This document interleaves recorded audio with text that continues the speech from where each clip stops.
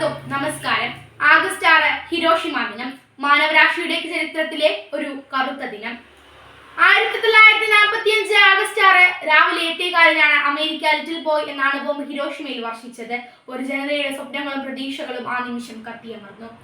ഏതാണ്ട് 1 ലക്ഷത്തിനടുത്ത ആൾക്കാർ തൽക്ഷണം മരിച്ചു. എത്രയോ ലക്ഷം പേർ അണുവികരണത്തിന് ആഘാതത്തിൽ വിവിധ മാരക രോഗങ്ങൾ വന്ന മരണത്തിന് കീഴടങ്ങി. ആഗസ്റ്റ് 9 വർഷിച്ച ഫാറ്റ്മാൻ എന്ന അണുബോംബ് നാഗസാക്കി എന്ന പട്ടണത്തെയും ചുട്ടുചാമ്പലാക്കി. ഹിരോഷിമ ദുരന്തത്തെ അതിജീവിച്ച് പിന്നീട് രക്താർബുദം ബാധിച്ച് മരണത്തിന് കീഴടങ്ങിയ സഡാക്കോ സസാക്കി എന്ന പെൺകുട്ടി ഇന്നും ലോക മനസ്സിൽ വിങ്ങുന്ന ഓർമ്മയാണ്.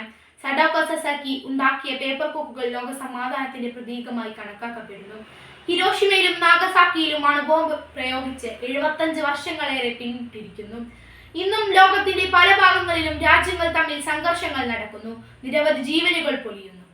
എന്താണ് യുദ്ധങ്ങൾ കൊണ്ട് നാം നേടിയത്?